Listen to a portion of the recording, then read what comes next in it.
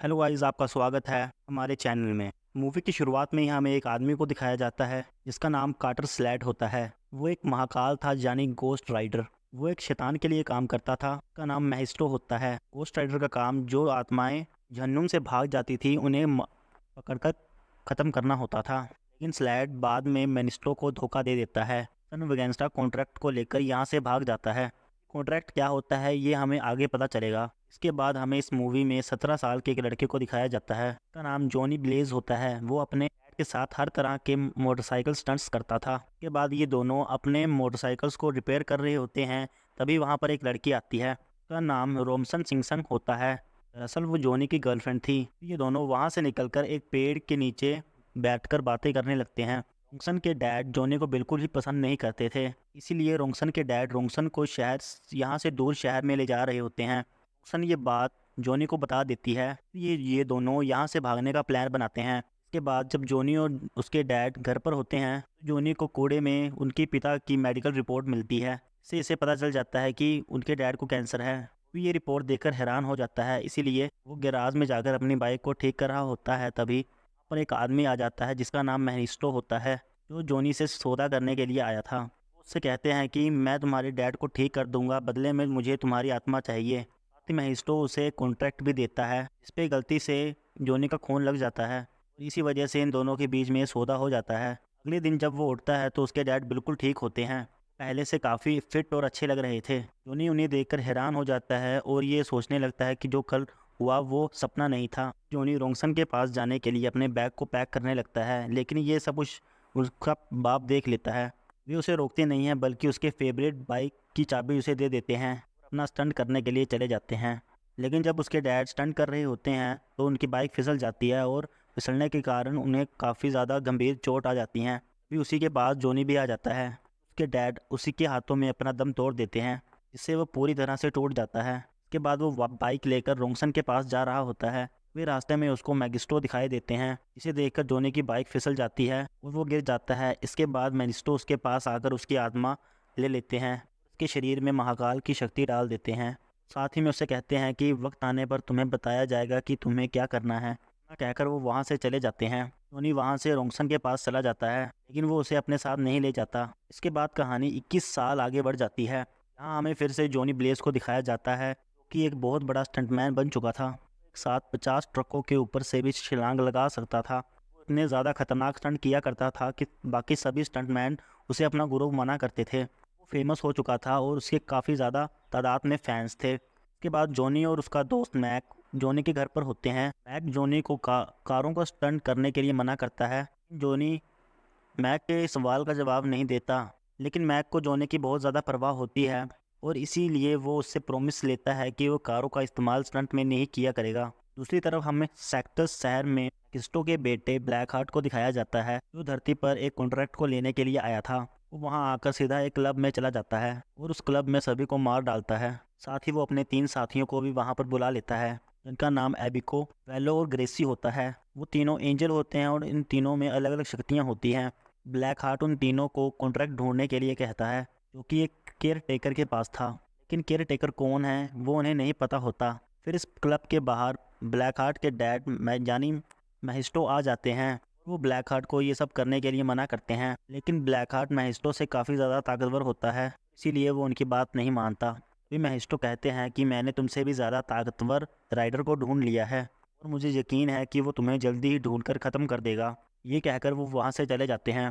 इसके बाद एक बार फिर से हमें जॉनी ब्लेज को दिखाया जाता है, जो कि फिर से मोटरसाइकिल से स्टंट करने वाला होता है।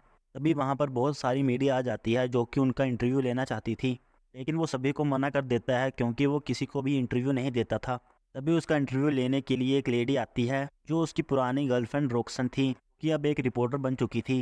वे उसे देखकर हैरान हो जाता है और उसे इंटरव्यू देने के लिए तैयार हो जाता है। तो रोक्सन उसका इंटरव्यू ले रही होती है, तो वो रोक्सन से पर्सनल सवाल करने लगता है। और ये सब खत्म होने के बाद वो कॉफ़ी पर चलने के लिए कहता है, लेकिन वो उससे कुछ भी नहीं कहती और वहाँ से चली जाती है। इसके बाद हमें मैक को दिखाया जाता है, टोनी को समझा रहा था कि जंप कैसे लगानी है। भी वहाँ पर 6 बहुत बड़े हेलीकॉप्टर आ जाते हैं। इन्हें देखकर मैक हैरान हो जाता है, क्योंकि इस बार जॉनी इन 6 हेलीकॉप्टर से जंप लगाने वाला होता है। वो ऐसा इसलिए करता है कि ये उसके डैड का सपना था। मैक इसे ऐसा करने से मना करता है, लेकिन वो नहीं सुनता। फिर मोटरसाइकिल स्टार्ट करके उन हेलीकॉप्टर से छलांग लगा देता है।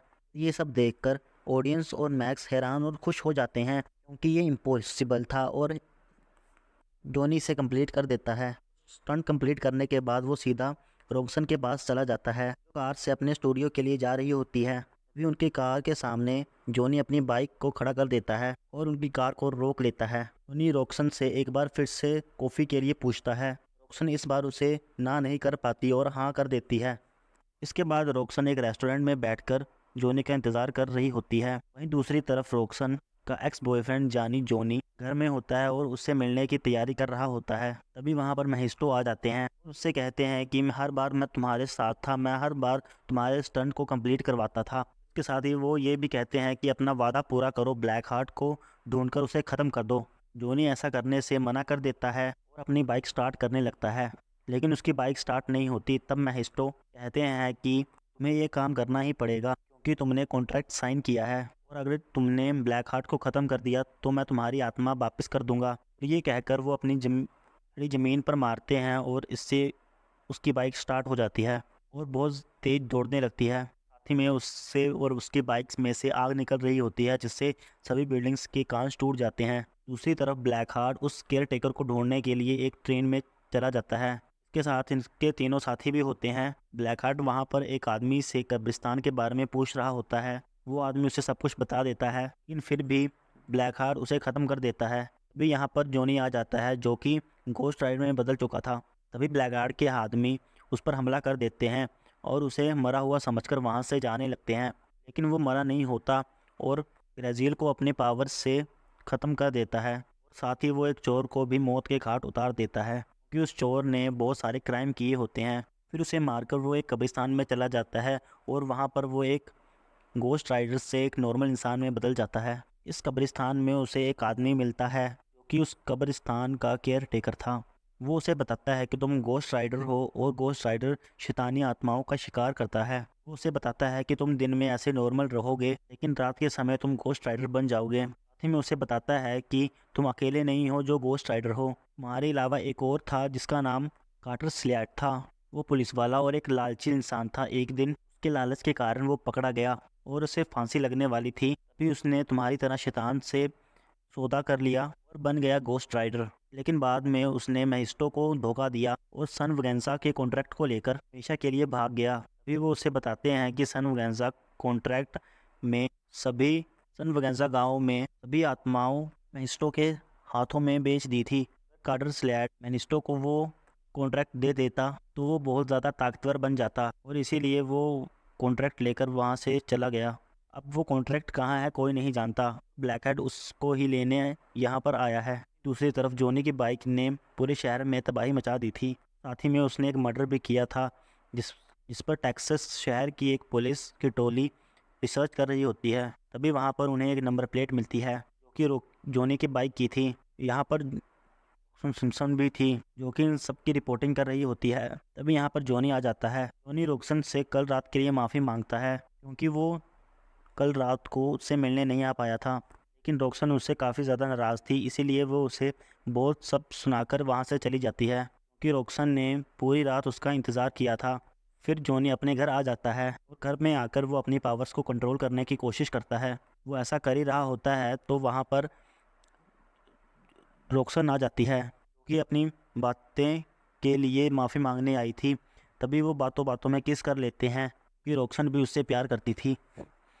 जॉनी रॉक्सन को वहाँ से जाने के लिए कहता है, लेकिन रॉक्सन उससे सच्चाई पूछती है, तुम ऐसा क्यों कर रहे हो। आखिरकार जॉनी उसे सब कुछ बता देता है। वो उसे बताता है कि मैंने अपनी आत्मा को एक शैतान को बेच दिया है, रात होते ही मैं एक राक्षस बन जाता हूँ। उसका यकीन नहीं करती और वहाँ से चली जाती है। उसके जाते ही वहाँ पर पुलिस आ जाती है, जो कि जॉनी को पकड़ लेती है और उसे पकड़कर अपने साथ जेल में ले जाती है। पुलिस वाले उससे पूछताछ करते हैं, लेकिन वो उन्हें कुछ नहीं बताता, इसीलिए वो उसे खूंखार कैदियों के साथ बंद कर देते हैं और वहाँ पर सभी कैदी उसे मारने लगते हैं। लेकिन अब रात हो चुकी थी और उनकी मार के कारण वो गोस्ट राइडर बन जाता है। वो वहाँ पर एक बच्चे को छोड़कर बाकी सभी को मार देता है और जेल तोड़कर वहाँ से भाग जाता है। इसीलिए उसके पीछे सारी की सारी पुलिस फोर्स पड़ जाती है।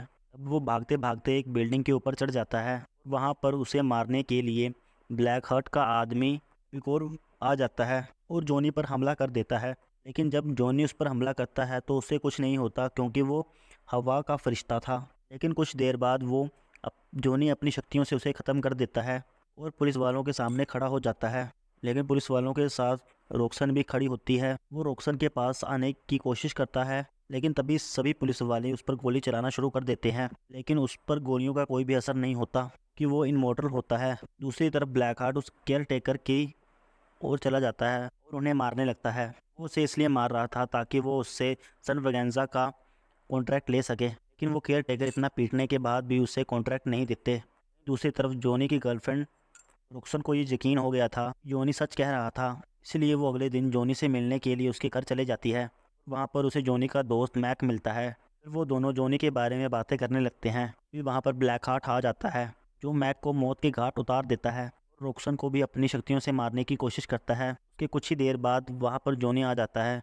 ब्लैक हार्ट जॉनी पर हमला कर देता है। ब्लैक हार्ट जॉनी से बहुत ज़्यादा ताकतवर था, इसलिए वो उसे उठाकर ज़मीन पर पटक देता है और उससे उस कब्रिस्तान के केयर टेकर से कॉन्ट्रैक्ट लाने के लिए कहता है। साथ ही वो अपने साथ रोक्सन को भी ले जाता है ताकि जॉनी कॉन्ट्रैक्ट के बदले रोक्सन को ले जाए। इसके बाद जॉनी उस कब्रिस्तान वाले केयर टेकर के पास चला जाता है और उनसे वो कॉन्ट्रैक्ट मांगता है।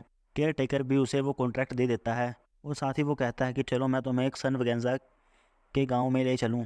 फिर वो केयर टेकर एक घोड़े को आवाज़ लगाता है। घोड़े के आते ही उस पर बैठ जाता है और उस पर बैठते ही वो गोस्ट राइडर में बदल जाता है। ये देखकर जॉनी हैरान हो जाता है और वो समझ जाता है कि यही कार्टर स्लैट है। फिर ये दोनों सन वगेंजा गांव के पहुंचने की रेस लगाते हैं। इस पर दोनों ही बराबर आते हैं। ये दोनों उस गांव में पहुंच जाते हैं तो ये दोनों अपने असली रूप में आ जाते हैं।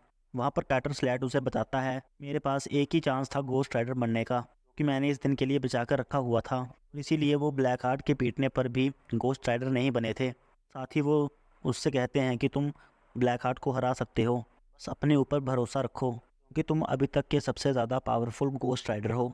और ये कहकर वो वहाँ से चले जाते हैं। जॉनी भी उस गांव में जा रहा होता है। फिर ब्लैक हार्ट वैलो को उसे मारने के लिए भेज देता है। वैलो उसे पानी में डुबाकर मारने की कोशिश करता है कि वो पानी का फरिश्ता होता है। लेकिन तभी जॉनी अपने गोस्ट राइडर के फॉर्म में आ जाता है, वैलो को जलाकर राख कर देता है और इसके बाद सीधा वो ब्लैक हार्ट के पास चला जाता है। वहाँ पर उनकी लड़ाई हो जाती है। काफ़ी देर लड़ने के बाद भी ब्लैक हार्ट ही गोस्ट राइडर से जीत जाता है। उसके पास वो कॉन्ट्रैक्ट भी आ जाता है। इसे पढ़कर उसके शरीर में उस सभी गांव वालों की आत्माएं आ जाती हैं। वो और भी ज़्यादा शक्तिशाली बन जाता है। ब्लैक हार्ट उसे मार मार कर एक चर्च के अंदर पहुंचा देता है। वो वहां पर उसे मारने ही वाला होता है, तभी पीछे से आकर रोक्सन जोनी की गन लेकर उसे गोली मारने लगती है। इससे वो जोनी को छोड़ देता है। उसके बाद फिर से जोनी गोस्ट राइडर बनकर उसे पकड़ लेता है और अपनी शक्तियों से उसकी सभी आत्माओं को मिटा देता है और साथ ही उस पावर से वो खुद भी मारा जाता है। ये सब खत्म होते ही वहाँ पर मैजिस्ट्रो आ जाते हैं। जोनी को उसकी आत्मा वापस करने को कहते हैं कि जोनी ने अपना वादा पूरा किया था और ब्लैक हार्ट को ख़त्म किया था और साथ ही में उसने गोस्ट राइडर की सभी शक्तियों को भी मांगा था ताकि वो किसी और को गोस्ट राइडर बना सके। लेकिन जोनी इसके लिए तैयार नहीं होता क्योंकि वो नहीं चाहता था कि कोई और इंसान अपनी आत्मा को बेचे।